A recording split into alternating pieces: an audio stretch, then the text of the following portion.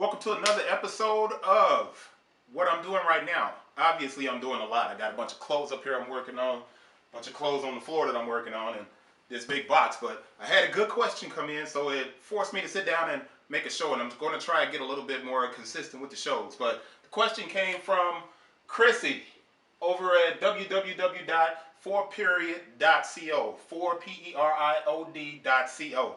It's a good question. So listen to the theme music, come back, and we're going to dig into all of these questions that she asked, and hopefully it'll help someone else. See you guys in a second.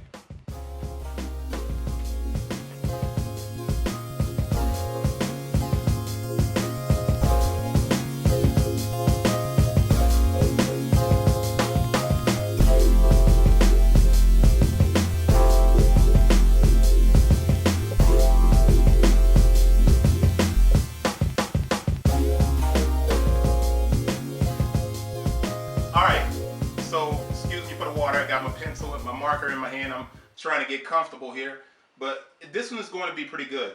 The first question was, the first thing that she was asking was in regard to her website, and she asked me, did you check out my site? And I told her yes. All right, and this is the thing, you can have a website, but if you make your own product, you have to give a customer a reason to come back to your website over and over again. So if you make a product and you just put the product up, then you're going to have to work extremely hard to get someone to come to that web page every day, because you need traffic on your site every day to sell something. All right. So what happens is this: you have to create a blog or something informative to give to the customer, to engage with the customer and allow them to engage with you, because at that point you'll have someone come into your site to check out the work that you're doing on your site. So I'm looking over here at my computer because I'm looking at a few things on her website. So you can go to her website right now and check it out, but this is really what's important. It's really hard to get people to your site without having something to engage them. That's why in the first book I said you need a blog. The blog will provide information, a lifestyle information. So if your website is about cooking, then obviously you want your blog to engage people about healthy eating and things like that.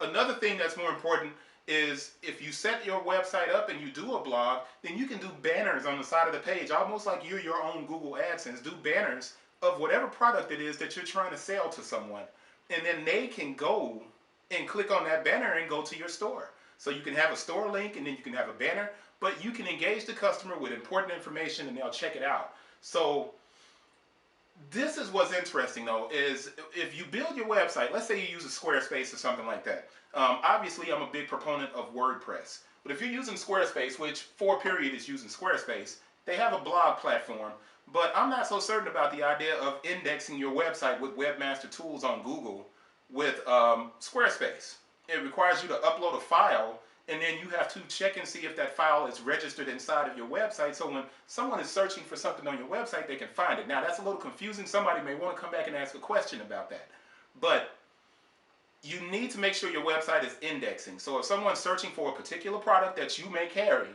then they'll come back to your website. So that's question one. I did check out your website.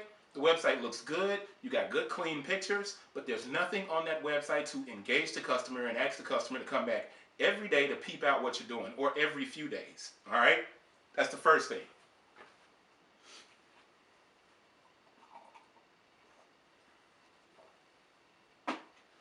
All right, so the second question is it better to advertise on Amazon with your product listed on their site, or clicks to your website? Now, this one is going to be a little bit complicated, so I'll be moving back and forth and scrolling up to read a few things that I wrote down for this. What a lot of people don't realize is that you can use what are called Amazon ads and advertise your product to people on Amazon, and then people can click away from Amazon to your website. However, Amazon customers are very particular about where they shop, and I'm stepping on these pants. This is the thing. People on Amazon stay on Amazon to purchase. If they click away from it, if they don't see an Amazon payment button, they are less likely to buy, and that's because it's going to take them several steps to go through purchasing. When someone's on Amazon, they can purchase immediately because all of their information is already stored inside of Amazon. So this is the catch. I would say that you'll do better listing your products on Amazon. So in Chrissy's case, her product should be on Amazon. But this is the problem. You have to have a store. She can't just list her product because it's a product that she's made herself. So she can't just list the product on Amazon. She's got to basically get a store, which costs about $40 a month. Then she'll have that store. But this is the difficult aspect of it, is she needs UPC codes. Now I'll talk about something down here that's a little bit further down, but to get a UPC code, you have to register with the GS1. Once you register with the GS1, it costs around $750. All right, so just to get her product on Amazon is going to be very difficult, and she's going to have to spend more money. I would say, instead of looking at this aspect of it, take your product to possibly eBay, but we'll come back to that. Let's get to number 3. She asked this question: I've got page views, but no one is buying. Why? Because nobody wants it. That's a very difficult answer to take, but it's the truth. Now, it's not the truth, and I'm being kind of tongue-in-cheek here. People need the product that she's carrying. People need it, but they don't know it exists. More important, you can get the page views, but if I can't really answer that question because I don't know where her page views are coming from. And this is the thing. If you have a website, your page views come from basically 4 kind of sources. You either get direct traffic, or you get social media referrals, you get referred websites from other websites, or you get organic or direct traffic. Well, it's 5. You get organic or direct. That means someone maybe searched for you. As far as an organic search is in regard to what I'm saying, that's an organic search. Someone searched on Google or Bing and they found your product because it showed up in the top, page of the search. If I don't know where the traffic is coming from, then I can't tell you why they aren't buying. But what I can tell you is this. Excuse me. What I can tell you is this. If you're getting traffic to your website, I kind of equate it to this. If I have a pair of shoes that I'm selling, I have to get about 100 page views to get 10% of the people that may react with that page. Now I said react, I didn't say purchase. So that means out of 100 people, 10 people are going to kind of react with the page. Out of that 10% again, 1 person may potentially buy. All right? So let's say if you're getting 10 people on your page a day, your page views are 10. That means that 10% of 10 is 1. And that 1 person is going to interact with your page and look through it. Now, 10% of that 1 person is a 10th of a person. There's no such thing as a 10th of a person. All right? That means you're not going to sell anything to 10 page views per day. You're not even selling anything to 40 page views a day. You have to get a minimum of 100 page views to potentially get someone to purchase anything. Because I look at it as a 10% issue. If 100 people go to your page, 10 people are going to interact, 1 person is really going to peruse and possibly buy something. So you have to get that 100 people to your page. That's that question where she says, I've got page views, but no one is buying. Why? Now this goes a little bit deeper because she asked another question, and that's down here at the bottom, and I'm going to scroll up. The question, once again, was, I've tried to grow my traffic organically by sharing on relevant social media, and I'm getting traffic, but still no buyers. Same thing as number 3. I've got page views, but no one is buying. Why? I'm going to scroll up and read this, just so it comes out a lot clearer this time. I would have to know where the page views are coming from. There are 3 ways to get traffic: organic, direct, social. Actually, I take that back. There's not 3. There's about 5.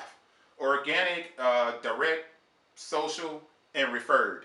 I know from experience that conversions happen at around a 10% rate. If you're getting 10 page views, 1 person will view it in interest, and then 0.10 will buy. Since there's no such thing as a 0.10 of a person, then you don't have anyone buying until you get to 100 page views. That still doesn't guarantee a sale. you got to get your page views up to 100. And I don't know where your page views are coming from, Chrissy, so you're going to have to work on that. Now, the next question. I've tried to grow my traffic organically by sharing on relevant social media, and I'm getting traffic, but still no buyers. The reality is, there's no guarantee that you're going to sell anything.